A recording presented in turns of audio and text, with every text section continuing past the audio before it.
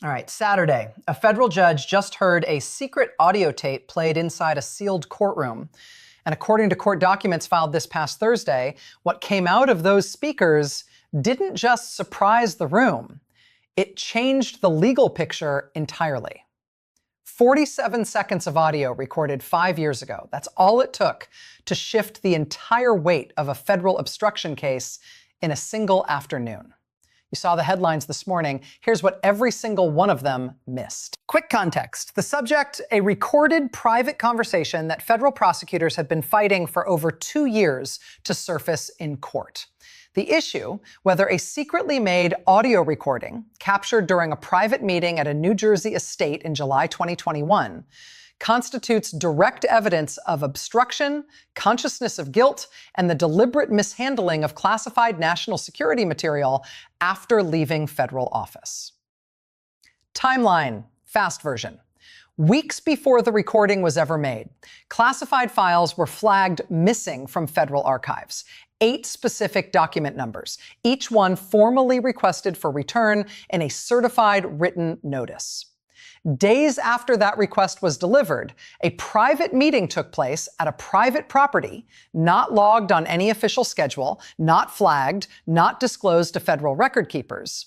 Shortly after that meeting, boxes were moved between locations. Legal teams were quietly notified. Public denials began. That's the setup. Now the documents. Okay, the evidence. First document, filed Thursday in Federal District Court in Washington. I pulled page 31. According to the official transcript included in the filing, the recording captures a voice positively identified by 3 separate forensic audio analysts across 2 independent labs discussing a specific military planning document. That document is described in the filing as, quoting directly here, not declassified, not authorized for this setting, and not something that should have been removed from federal custody. That's not my take or my interpretation. That's the government's filing, verbatim. What it means in plain English, the speaker acknowledged on tape, in their own words, that the document sitting in that private room had 0 legal business being there. But here's the part that actually got my attention. Page 58, completely different section of the same filing. The government describes a second voice captured on the recording, an unidentified individual asking a direct question about the document's current classification status, and the response, captured word for word in the court record, confirmation that the document was still classified. Still, present tense, after leaving office. No declassification order on file, no legal authorization for removal. Put those 2 moments together. Yeah, that is a serious federal legal problem. I read through this filing 3 separate times before writing this. The pattern is unmistakable once you see it. The recording was made without the full knowledge of at least one other person present in the room that day.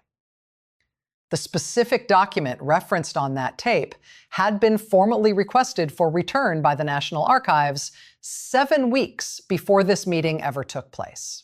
The conversation captured on tape directly contradicts sworn written statements submitted by legal representatives to federal investigators approximately 6 months later. All of it documented, all of it in the public record. Now, what nobody's covering, buried on page 89 of Thursday's filing, inside Exhibit F, there's a chain of custody notation that should be getting far more attention than the tape itself. The original recording was not stored on a government device, not encrypted, not secured through any official protocol. It was stored on a personal device and then transferred twice before federal prosecutors ever took custody of it. Read that again slowly. A recording of a conversation about a classified military document stored on an unencrypted personal device, transferred twice before federal custody. That single fact changes the shape of this story significantly. Fallout from Thursday's hearing: emergency motions filed by defense counsel that same night. A request for a gag order denied by Friday morning.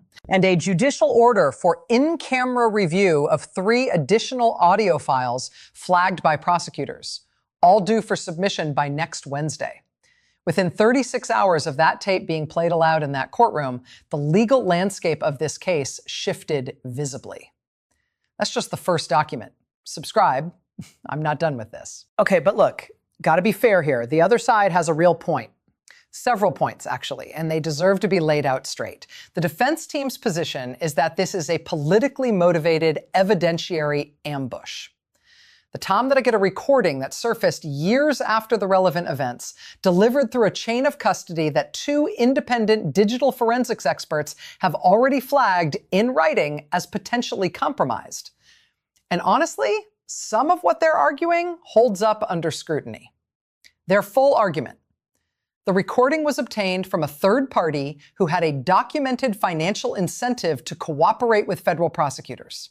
The metadata embedded in the audio file itself shows 2 separate edit timestamps made before the file was delivered to the government. And the individual who physically transferred the recording had previously attempted to sell access to private meetings to a media organization, a negotiation that reached $340,000 before falling through, a fact that the prosecution did not disclose anywhere in the original filing. That is their case. It deserves to be stated clearly.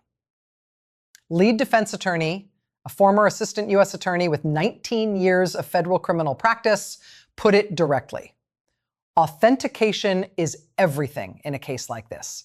A tape with a broken chain of custody proves nothing in a federal court of law. Don't agree with all of it, but that's genuinely not nothing.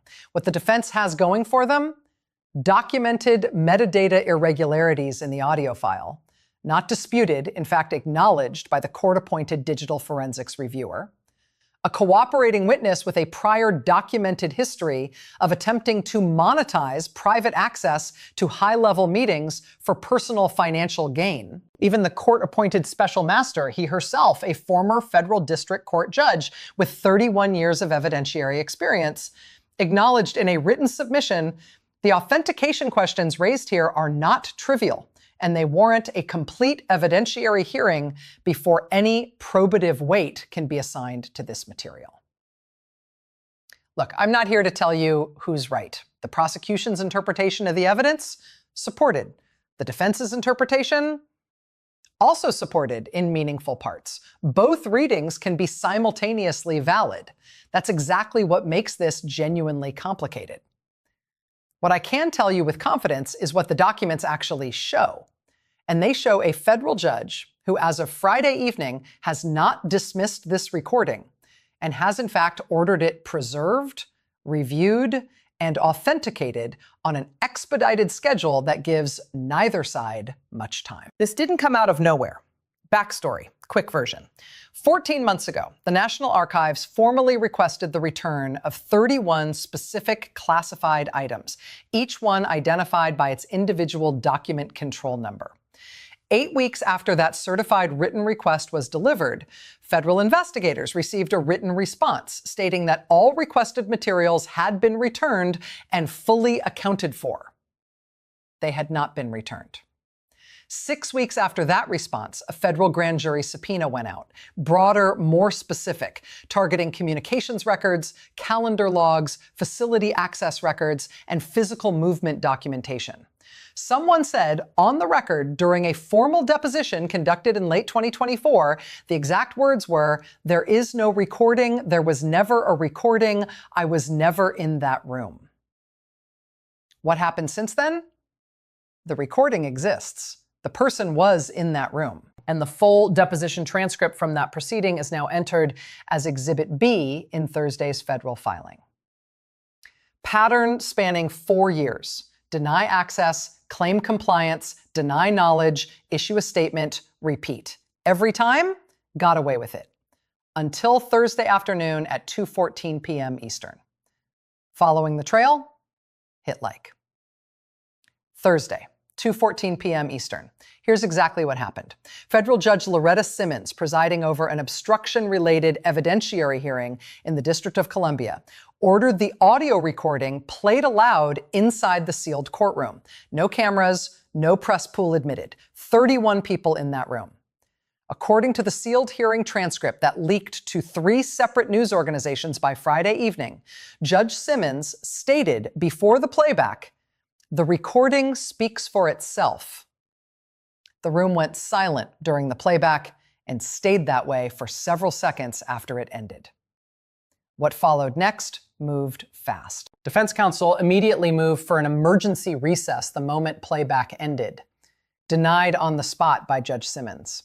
Lead prosecutor filed a supplemental exhibit package within 45 minutes of the playback concluding. Judge Simmons then issued a 72-hour window for full forensic authentication responses from both sides, with no extensions available. 72 hours. That's the active clock right now as of this morning. But here's what every outlet missed while reporting on the tape. Thursday afternoon, in that same courtroom, after the audio playback concluded, Judge Simmons issued a completely separate sealed order. It had nothing to do with the recording. It was about the boxes. Specifically, GPS movement records pulled from a commercial facility management system showing 14 storage containers relocated between 2 facilities between August and November of 2021. Records that were never deleted and never overwritten. Then the next layer. Those GPS timestamps were cross-referenced against sworn deposition testimony from 6 former staff members. The documented discrepancy runs across 23 specific dates. Judge Simmons responded by scheduling a follow-up hearing for June 17th. Not reactive, calculated.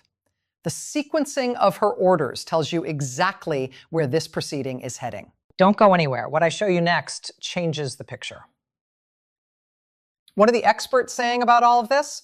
Former federal prosecutor Baston, 16 years inside the DOJ's National Security Division, handled classified document prosecutions. When a judge orders a recording played aloud in open evidentiary proceedings rather than quietly admitting it as a written exhibit, that's a deliberate signal. She wants it on the record in a form that survives every appellate layer above her. Plain English. Judge Simmons is building a record that cannot easily be unwound on appeal. Another expert, former chief of the DOJ's Public Integrity Section, now a law professor at Georgetown University Law Center. The chain of custody issue is real. The defense is correct to press it hard, but it is survivable for prosecutors if the tape's content receives independent corroboration from a separate evidentiary source. And the GPS movement logs appear to provide exactly that kind of structural corroboration. The key point there, the tape doesn't need to stand alone. It only needs one additional evidentiary pillar. And those GPS records may be that pillar. Here's what is genuinely striking about where the legal analysis lands. Even a former senior litigation counsel who worked on defense strategy in a related earlier proceeding in this same case concedes publicly, if the GPS timestamps align chronologically with what the audio captures, the authentication challenge becomes extremely difficult to sustain before any serious appellate bench. When people positioned on opposite sides of an active legal fight independently reach the same technical conclusion, you pay attention to that. Professional consensus across the spectrum. The authentication challenge is substantively real, but unlikely to be fatal to the prosecution's case if the GPS records hold under scrutiny. The GPS movement documentation covering 14 boxes across 23 specific dates may represent the more legally durable evidentiary layer of the two. A federal judge who chooses to play a recording aloud in open court rather than admit it quietly as a paper exhibit has already made an internal admissibility assessment. That like button helps. Use it. Why does this reach you personally? Real talk. Why does how this touches actual people's lives? Money. If you have ever signed a federal document, submitted a compliance certification, filed a tax return, or put anything in writing to a government agency, pay attention to what this case is establishing. The current filing proposes up to $2.3 million in civil forfeiture tied specifically to document handling violations. And that is entirely separate from any criminal exposure. The broader precedent being set, when sworn written statements contradict recorded evidence, prosecutors are now moving aggressively, and federal judges are letting them. Your finances are connected to that standard in ways that most people haven't processed yet. Precedent. Next time you are in any legal proceeding, civil, administrative, or criminal, and the other party claims a specific conversation never happened, courts now look for audio, for GPS metadata, for device transfer logs, for facility access records. Quick example. If you are in a business dispute, a landlord-tenant disagreement, a contract negotiation, where someone later denies a meeting took place, the evidentiary framework being built in this courtroom right now gives attorneys representing ordinary people tools that simply did not exist in the same legal form before last Thursday. Who is directly affected? 14 individuals named as unindicted co-conspirators in the underlying obstruction case have had their legal teams filing emergency motions within 48 hours of the playback. They are not waiting for a verdict. They are moving now. Uncomfortable part that nobody wants to say out loud. The recording was made by someone trusted enough to be in that private room. That person then transferred it twice before handing it to federal prosecutors. If you have ever assumed that a private professional meeting was a secure environment, that assumption was tested in open federal court this week, and the recording was admitted.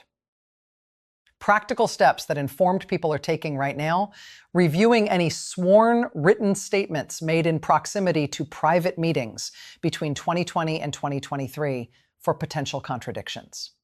Consulting legal counsel about document preservation obligations if they ever received, handled, or were adjacent to government materials. Asking their attorney one specific question. Does any recorded conversation I am aware of contradict anything I have submitted in writing to a federal or state authority?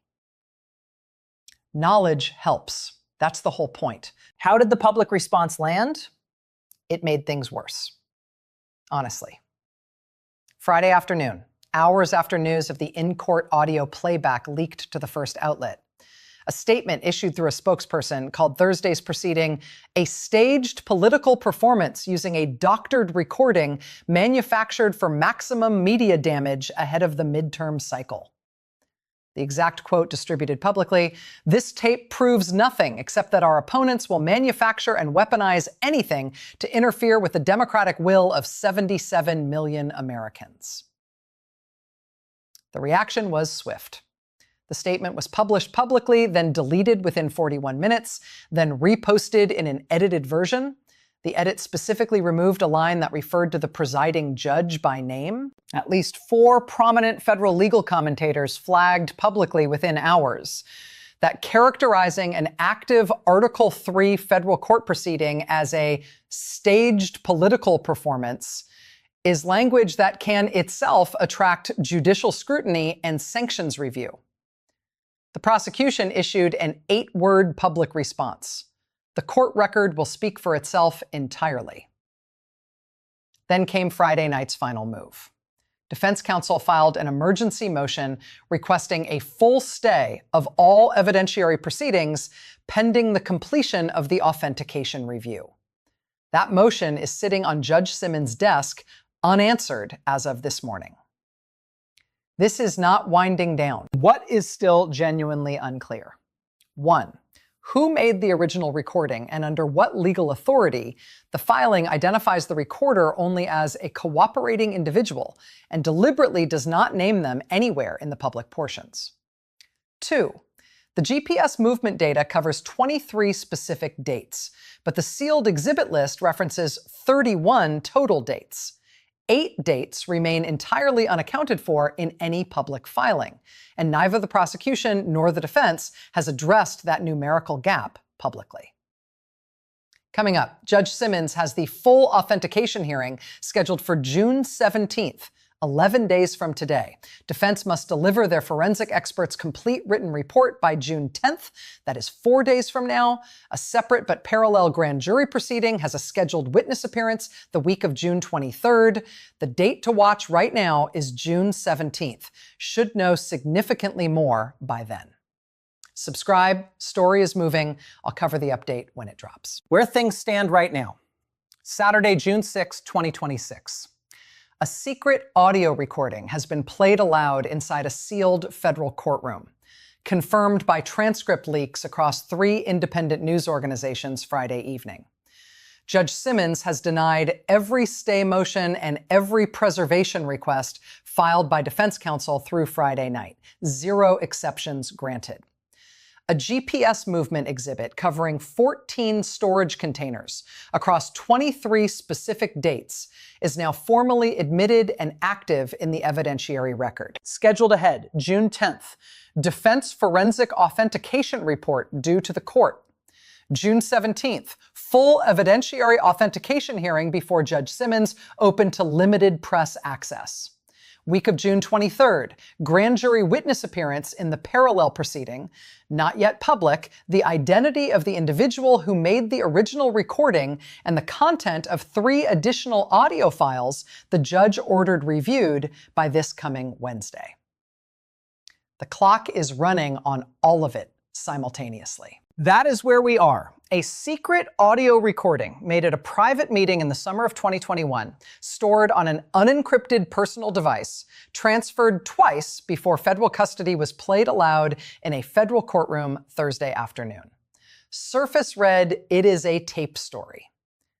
But the GPS movement records covering 14 boxes across 23 specific dates may be the more consequential evidentiary layer in the long run.